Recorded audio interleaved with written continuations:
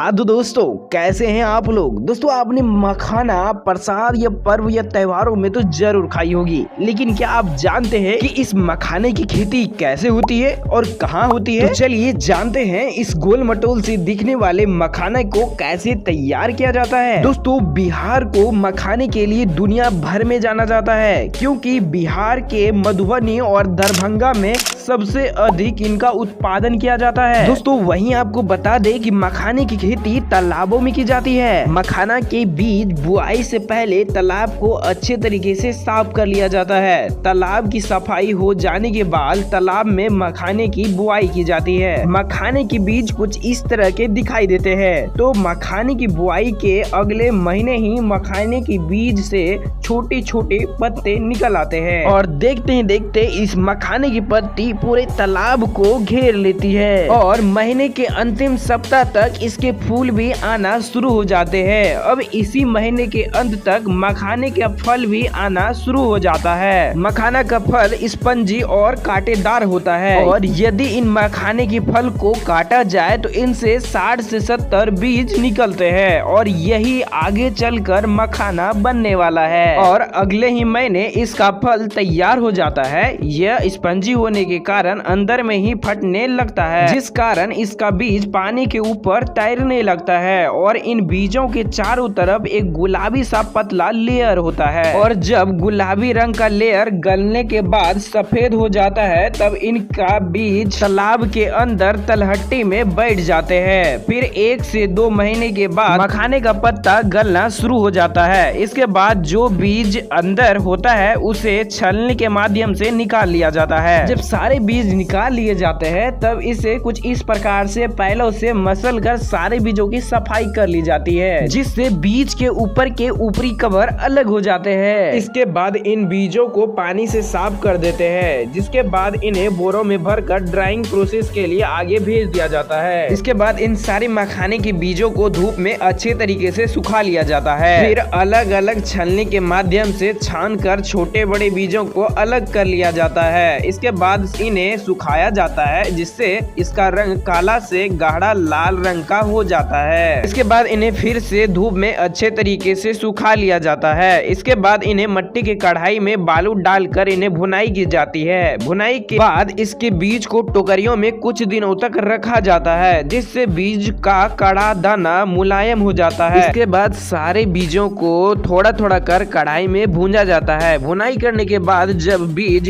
से फटफट की आवाज आने लगती है तब इन बीजों को कढ़ाई से निकाल कर लकड़ी से बने थापे से बीज को तोड़कर निकाला जाता है। ये काफी गर्म होने के कारण इनसे फूटकर मखाना बाहर आ जाता है। अब इसमें भूसा और कुछ बालू के कण रह जाते हैं, इसीलिए इन सारे मखाने को इस मशीन में डाल दिया जाता है। इसके बाद इन मशीनों से निकलने के बाद हमारा मखाना बनके तैयार हो जाता है। फिर इन्हें पैकेटों में पैक कर लिया जाता है। फिर इन सारे मखाने को मार्केट में बिकने के लिए भेज दिया जाता है। तो दोस्तों, आप लोग बताइए कि आपके वहाँ मखाना कितने रुपए प्रति किलो मिलती है। और हाँ, इस मुफ्त जानकारी के लिए एक लाइक जरूर से बनता है। तो दोस्तों, लाइक जरूर कर लीजिएगा और इसी तरह की और भी नॉलेजेबल जानकारी के लिए इस चैनल को सब्सक्राइब कर लीजिए।